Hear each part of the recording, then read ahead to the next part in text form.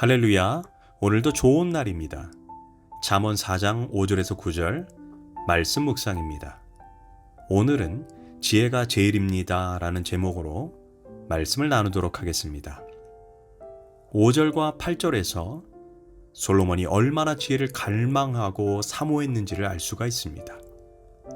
여기에서만 14번이나 지혜를 얻고, 지혜를 높이고, 지혜를 찬양하고, 지혜가 제일이며 내가 가진 모든 것을 다 팔아서라도 지혜를 얻으라고 말합니다.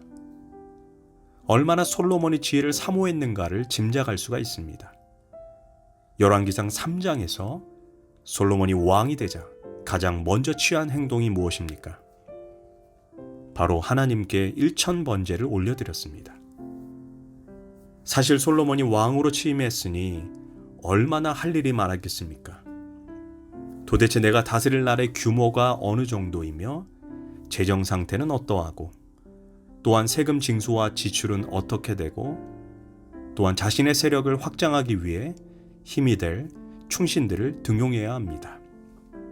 그뿐입니까? 지방 관리들이나 토착 세력들과 만나서 잘 부탁한다고 도움을 요청해야 합니다. 주변 나라에 외교 사절단들을 보내서 왕이 되었음을 알려야 합니다. 아마 솔로몬은 밤을 새워서 일한다 해도 다 이루질 못할 만큼 어마어마한 일들이 산적해 있었습니다. 하지만 솔로몬은 인간적인 계산으로 가장 중요하다고 여겨지는 것들을 뒤로하고 먼저 하나님께 1000번의 예배를 드렸습니다. 1000번제란 1000번의 예배를 의미합니다. 그것이 1000일 동안 예배를 드렸는지, 아니면 어떤 기간을 놓고 1000번의 예배를 드렸는지, 그것은 중요하지가 않습니다. 중요한 것은 1000번제의 예배를 드린다는 것은 결코 짧지 않은 1년에서 2년의 기간이 필요하다는 것입니다. 물론 주변의 사람들은 솔로몬에게 이렇게 말했을 수도 있습니다. 지금 먼저 처리해야 될 일들이 있다고, 지금 이러면 안 된다라고 충고를 했을지도 모릅니다. 그러나 솔로몬은 무엇이 본질이고 무엇이 비본질이며 무엇이 시급한 일이고 무엇이 덜 시급한 일인가에 대한 명확한 기준이 있었습니다. 중요한 것은 아무리 급하게 일을 처리한다 해도 하나님이 주시는 지혜 없이 나라를 운영한다는 것은 어리석은 행동이 불가하다는 것을 그는 분명히 알았습니다. 그래서 솔로몬은 1000번제 기간 동안 하나님께 지혜를 간구했습니다. 하나님께서 1000번제 이후에 솔로몬에게 내가 너에게 무엇을 주기를 원하느냐, 그렇게 묻자 그는 2번 생각할 것 없이 즉시 지혜를 달라고 하나님께 요청했습니다. 만약 하나님께서 갑자기 나타나셔서 여러분들에게 내가 어떤 소원을 들어주길 원하냐고 묻는다면 대부분 당황할 것입니다. 아니면 잠시만 시간을 달라고 요청했을 것입니다. 왜냐하면 사실 인간은 자신에게 진짜 필요한 것이 무엇인지 잘 모릅니다. 하지만 솔로몬은 주저하지 않고 지혜를 요청했습니다. 여기에서 솔로몬이 평상시에 얼마나 지혜를 갈망하고 그것을 얻기를 소원하고 간절히 원했는지를 알 수 있습니다. 솔로몬은 항상 지혜를 생각했고 지혜를 갈망했고 지혜를 소망했습니다. 그것을 알 수 있는 것은 잠언 31장에서만 지혜라는 단어가 무려 130번 정도 나옵니다. 그 다음으로 지혜라는 말이 가장 많이 나오는 책이 역시 솔로몬이 기록한 전도서입니다. 전도서는 12장밖에 없습니다. 그런데 지혜라는 단어가 50번이 넘게 나옵니다. 다윗이 기록한 시편은 150편이 있지만 지혜라는 단어는 단지 17번밖에 나오지 않습니다. 이를 통해 솔로몬이 지혜를 얼마나 간절히 원했는지를 알 수 있습니다. 지혜가 제일이니 지혜를 얻으라. 내가 얻는 모든 것을 가지고 지혜를 얻을지니라. 이처럼 사람은 마음에 품은 것을 말하게 되어 있습니다. 솔로몬은 하나님께 다른 것을 구하지 않았고 즉시 지혜를 구한 것입니다. 그러자 하나님은 이를 좋게 여겼습니다. 이에 하나님이 그에게 이르시되 너가 이것을 구하도다. 자기를 위하여 장수를 구하지도 아니하며 부도 구하지 아니하며 자기 원수의 생명을 멸하기도 구하지 아니하고 오직 송사를 듣고 분별하는 지혜를 구하였으니. 한마디로 기특하다는 것입니다. 그러면서 하나님은 이렇게 말씀하십니다.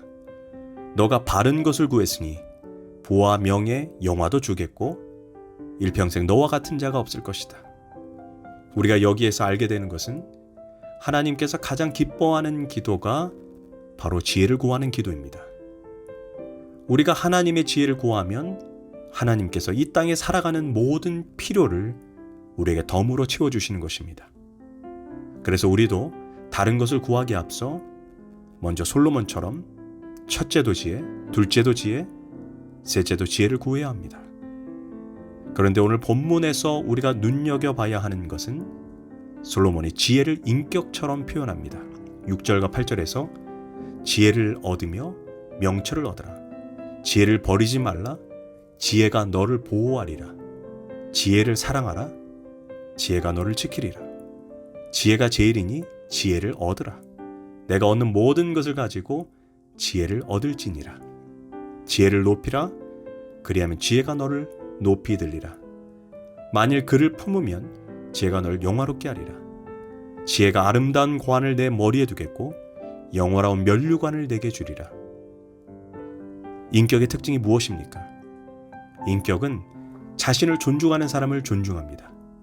인격은 자신을 소중하게 여기는 사람을 소중히 여깁니다. 인격은 내가 그에게 다가간 만큼 그도 내게 다가옵니다. 내가 그를 사랑하고 존경한 만큼 그도 나를 사랑하고 존경하는 것이 인격의 특징입니다.